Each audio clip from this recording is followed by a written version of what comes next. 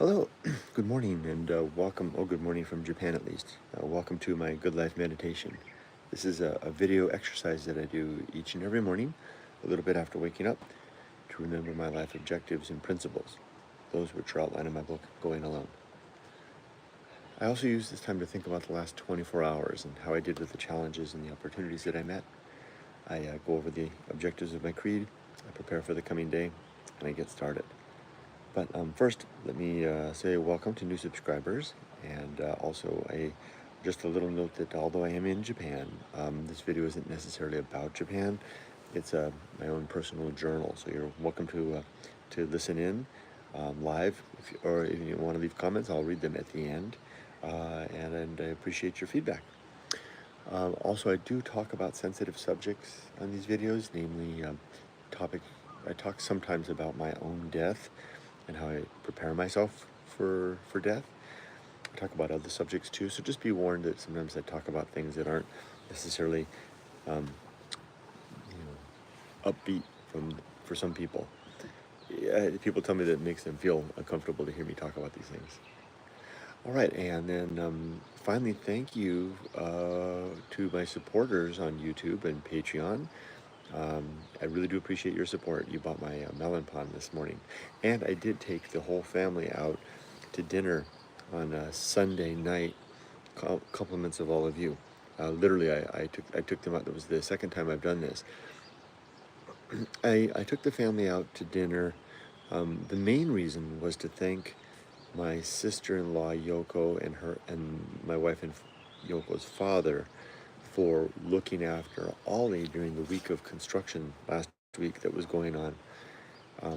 We needed the dogs to be managed, and so Ollie, the black dog, stayed with Dad during the day, and Rudy stayed with me. It was a three-ring circus, but I mean, compared to the three-ring circus that is, raising a young child, it was nothing. Let me take my jacket off. It's actually getting pretty nice.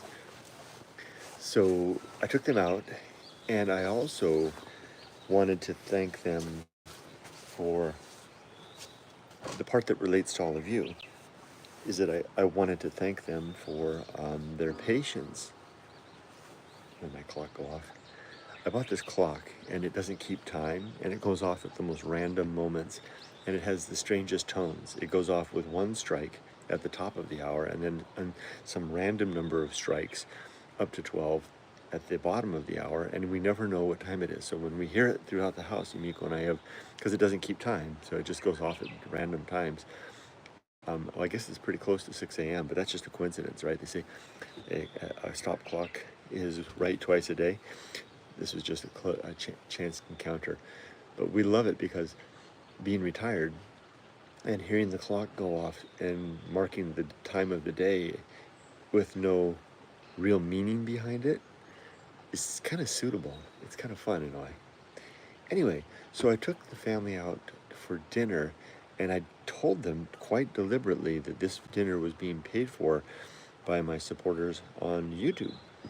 And because what I was conveying to them was that thanking them for their patience in letting me share their lives as part of my retiring in Japan YouTube series. So just wanted to let you know that I did that your support was shared with my family, and they know that support came from you, that you bought them dinner. So thank you for that. And by saying this, I'm not trying to elicit more support. I'm not trying to solicit donations or Patreon supporters or members or anything. I just want to let you know, those of you that, just the simple fact that you watch my video contributes to that. So thank you for that. So, there was that. So let's jump into it. I'm going to cover three things now. I'm going to talk about the last 24 hours. Then I'll go over the objectives of my creed, and then I'll talk about the day to come. But before I do that, would you like to see my desk that I've created? I've got this I created this standing desk. Check this out. Isn't this simply marvelous? I mean, I've had lots of different desks over the course of my life, but I have this little seat here. This is the patio of my room. I've got this seat here, and I've got this old, I can turn the camera. I've got this is an old Japanese shipping crate that I bought. And I've got my little Japanese maple here. I'm still reading Moby Dick. And this is my seat here. And this is my room. There's little Rudy. I've got him covered up to keep him nice and warm. I've got my tea dispenser. Hey, let's get some fresh. Let's refill my cup. I got this cup. This is an antique cup. It's from a mahjong club here in Japan. This soggy towel. I just use this to wipe up. I sometimes spill. I'm a little bit messy. Hold on, let me do this real quick.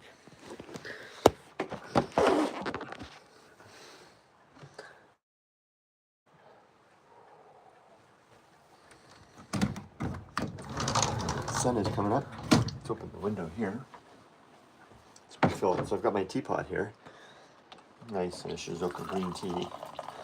And this is this kyusu, this teapot. This is, I believe these are called shude style. They're notorious. If you don't do it right, it drips. I don't know if you can see it, but they leak. You got to do it nice and slow. So I keep that little mop and mop it up. Can you hear that very satisfying sound? Yeah, isn't this a great little mahjong club? I bought this at a thrift store, this teacup.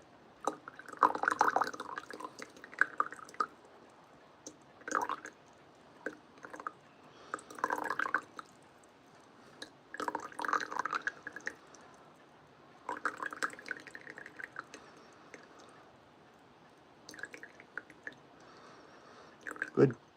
To the proverbial last drop. And of course I made a mess. Try to mop that up a little bit. These are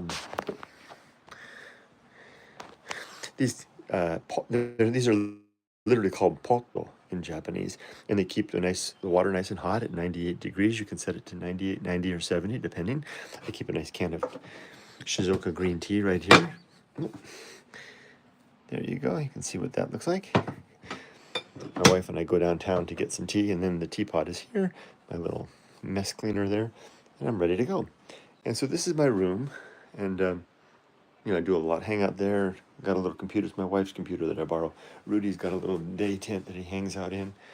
Got a little zabuton that a woman gave me from a tea shop that she had. She actually gave that to me. That was nice of her. My book collection. And then out here, so depending on the weather, I'll spend time either here and there's a little bug. Come here, you. Oh, a little beetle. Oh well. Anyway.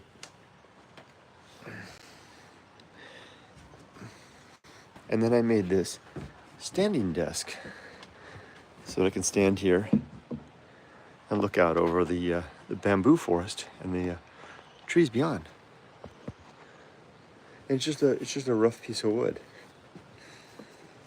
So I've got my list. Let's begin.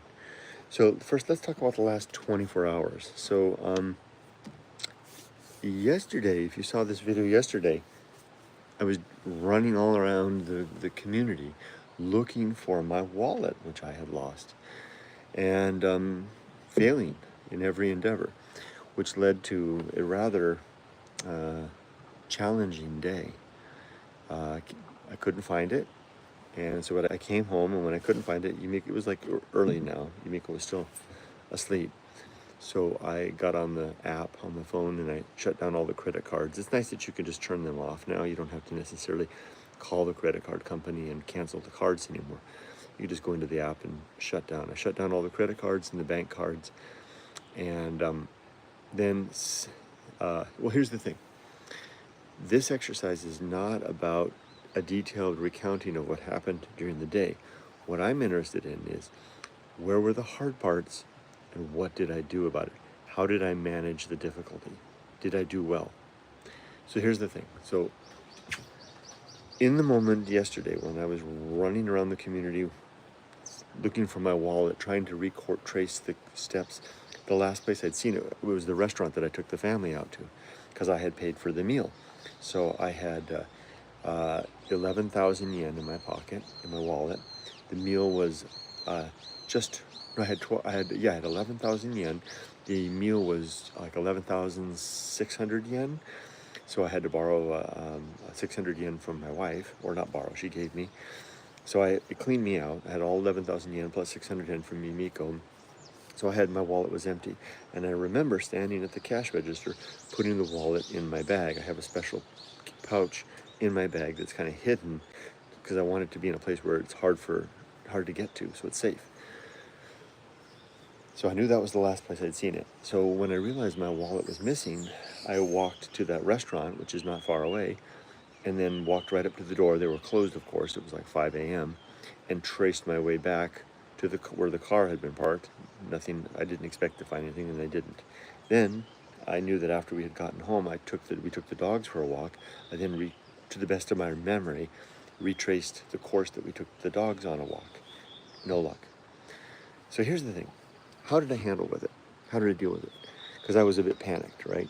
I wasn't so worried about the cards, but there were some important documents in there, namely my California driver's license and my old Japanese driver's license from when I lived here before. And you're thinking, why are those important, Kurt? One isn't relevant. The California driver's license isn't relevant to life in Japan, and the old Japanese driver's license is expired. Why are those important?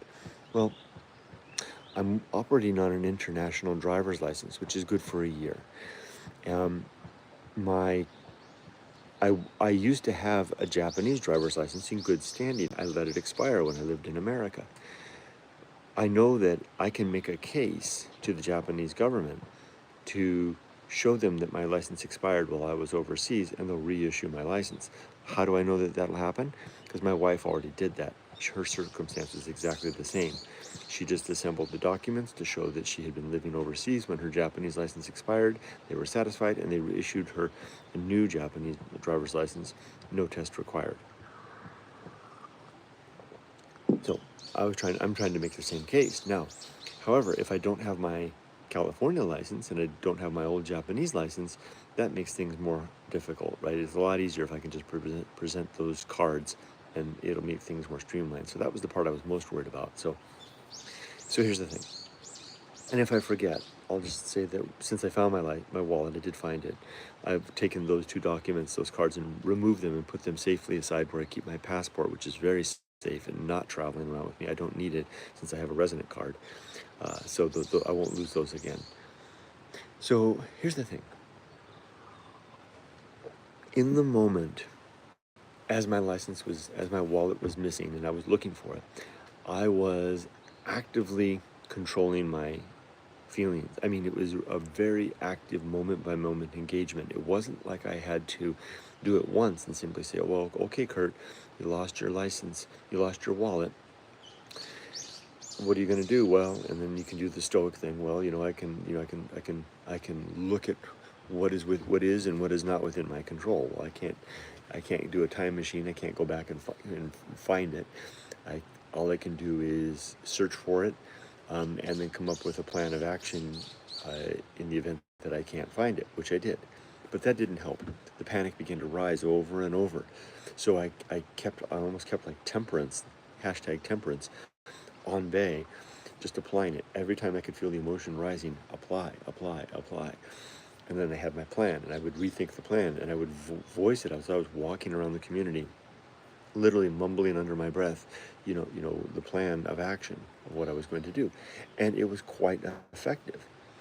When I got home, I waited for my wife to wake up, and I decided, how am I going to share that with her? Now, similar to the car accident from 2 weeks ago when I backed into the fence, I did the same thing. I tempered my reaction, and I came up with a plan, including a communication plan.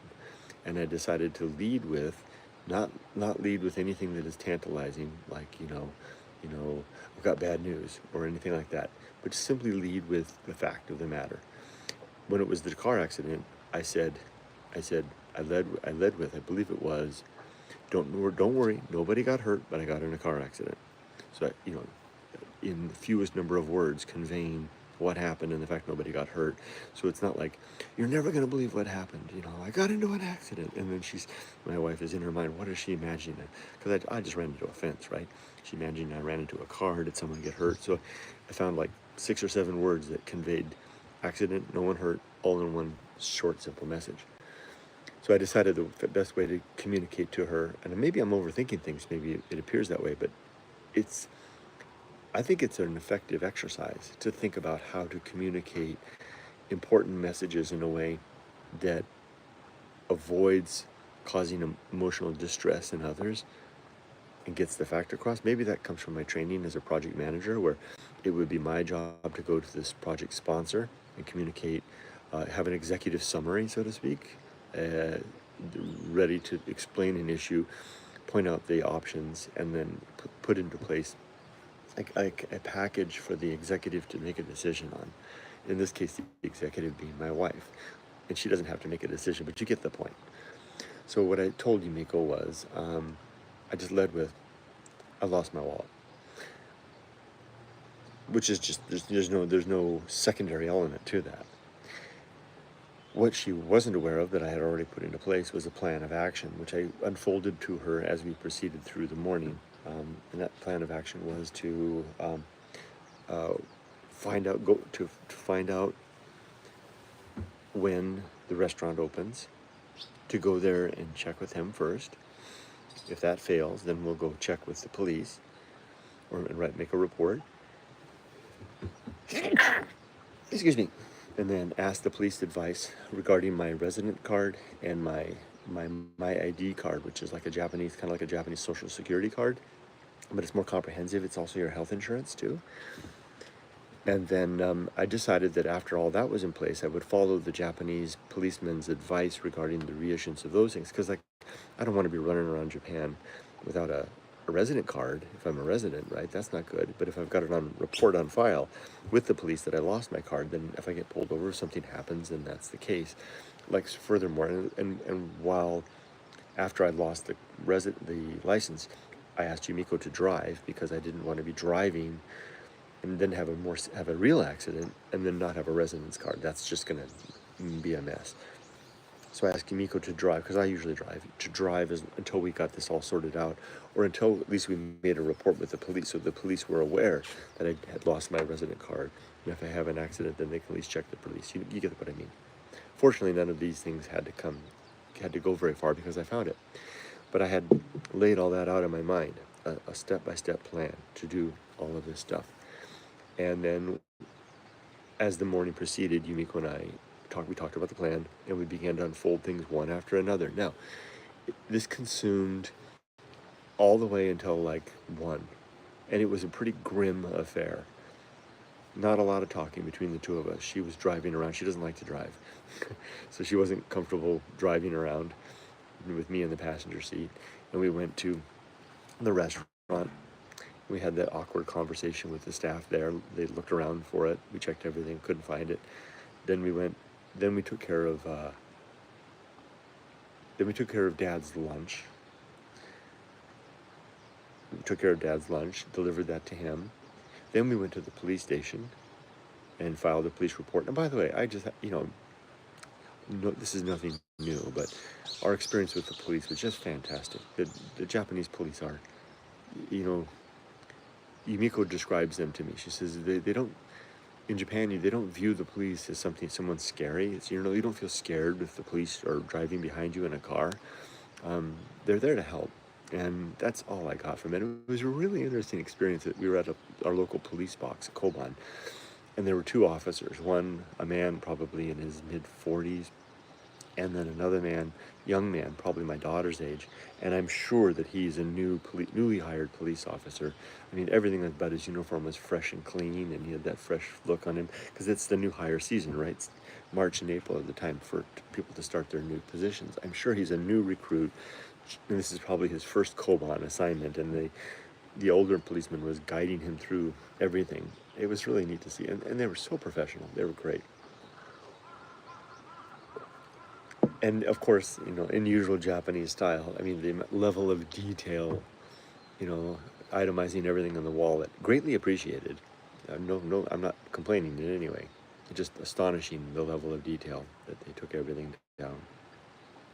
So all that went down, and then Yumiko and I had a plan that, because we hadn't eaten our lunch, we got some bento and went home.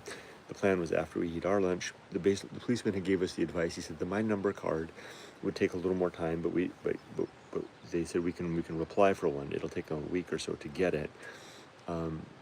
The resident card, the authorities, the government authorities can reissue a replacement right away. So we had planned to go down to the office and do that after lunch. Now, again, pretty grim. I'm feeling terrible about all this because, and I'm managing my emotions. I'm not masking it. I'm not putting on a false face. But I'm feeling pretty awful about this. First, the accident, 2 weeks ago, and then this. Plus, I've been kind of moody and sullen lately, trying to figure out. It's no surprise to you guys. I mean, I'm struggling with being retired. It's not easy. It's it turns out I'm one of those guys. I always thought that when I going into retirement, I thought, there's people that there's people that aren't ready. That retirement is going to ambush them, and they're not prepared. And I'm ready. I'm prepared. I thought I really was, because I have so many interests, and I write books, and I do adventures, and I make videos, and I have lots of hobbies, and I'm not afraid to do stuff. No, turns out I was wrong. I'm one of those guys, in spite of all of that.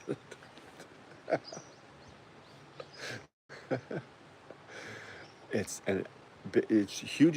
one of the biggest discoveries of my life, to discover this. That's a whole other subject altogether. To find out that I'm someone who can't retire well. I'm someone who can't handle freedom. Who? Wow, what a surprise! And to put it that way, that I can't handle freedom. Wow. I used to, in my mind, I never said it out loud, but in my mind I would kind of mock. I had some people that I knew at work that had been at the job for 40 and 45 years. I mean, they make really good incomes, that if they retired, they would get a raise, because after 30 years on the job, your retirement pension is 100% of your salary for the rest of your life. So if you go to 40 years or 45 years, it keeps on growing. So your retirement pension is like 125, 130% of your salary for life. So if you retire, you get a pay raise. And nevertheless, they wouldn't retire. And now I know why. Because even though work was hard, they were really good at what they did. They were appreciated. They were a vital cog in the machine. And the thing that and it's so funny now that I look back and I almost held them in, I almost thought of them contemptuously, like they were stupid. For like, why did you work so hard? And you have such a good retirement waiting for you, and yet you won't do it. And I now realize what an idiot I was, and how wise they were. They knew themselves well enough to know that they couldn't handle being free. And so they chose, maybe they didn't think about it that way. Maybe it's just more of a gut thing. But they knew better. They knew better than to retire.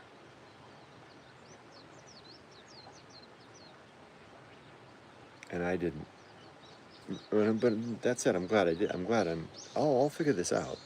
Don't worry, I'll figure this out. This is exactly like, and this has happened to me many times as a hiker, because I don't hike on trails. I always hike just in the wilderness.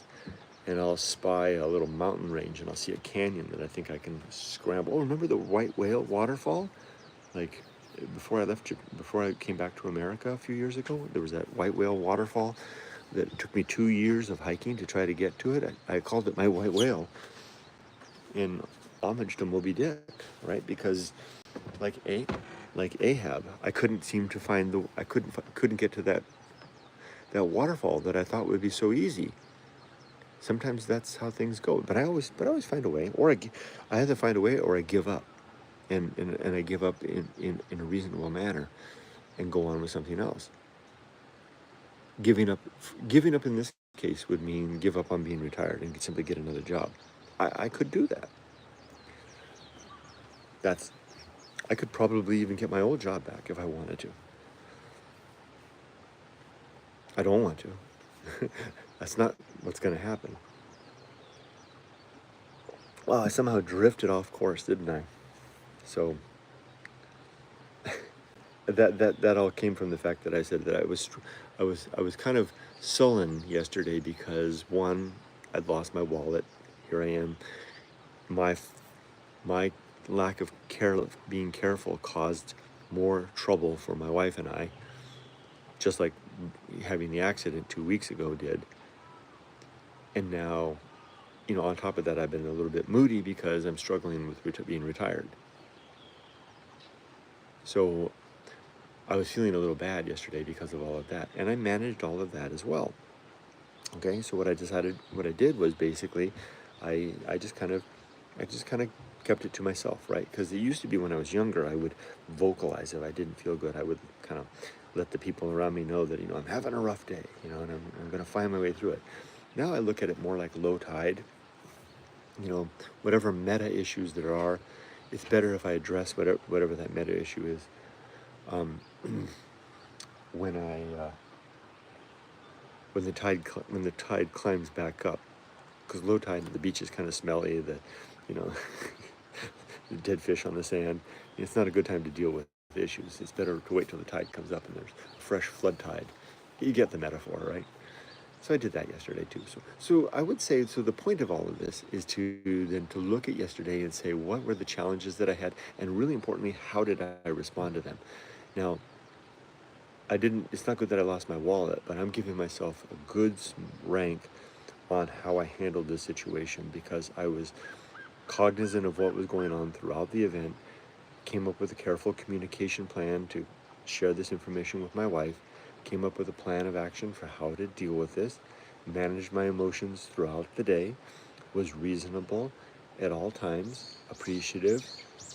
I carried on with the duties that I had in spite of that. For example, taking time out to make sure that Dad had his lunch, working with my wife to make sure that all was taken care of. We even had a shipment that I had to do from my eBay store. I even pushed in time to take care of all of that in the midst of all of that. This literally segregating out the necessities from the stuff, the issues that I was dealing with. So yesterday was a model day in terms of my good life, my efforts to live what I call a good life. That's why I call this the good life meditation. I did a good job. And I'm pleased with that. So that's it. That's all. That's the only note I have from yesterday. Now let's go over the creed, which consists of 8 objectives as follows. Number 1 is to be always ready to die, to have my affairs in order, my relationship sound, and my life's work complete. Number 2 is to make good and effective use of time. 3 is to develop and maintain good and sound life principles. Number 4 is to cultivate good emotional reactions. Number 5 is to perform good actions relative to my creed. Number 6 is to recognize my true limits and true opportunities. Number 7 is to do just one thing at a time and do that thing slowly and deliberately and carefully. And number 8 is to keep my balance. Do you want to see my maple tree?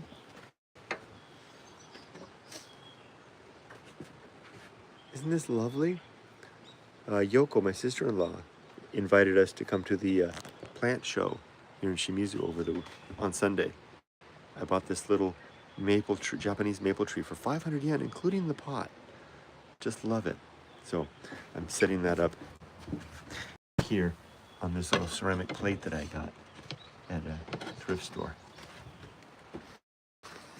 All right, the last thing I'm going to do now is to plan for the coming day. It's what is it? Is it a Tuesday?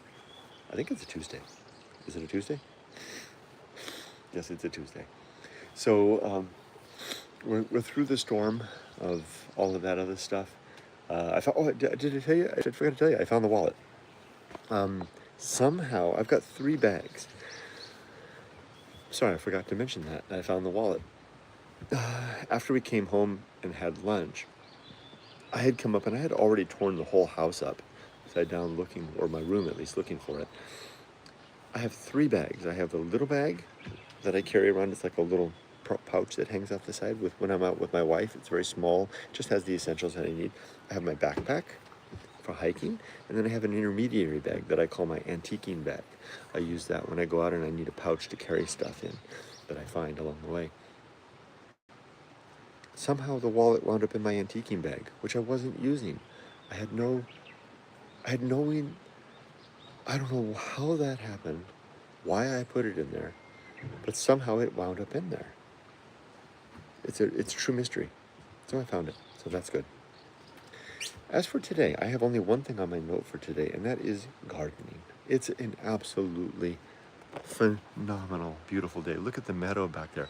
The farmer and his wife came. This is a rice farm. They mowed the meadow down. All the flowers are gone. I think they're going to be preparing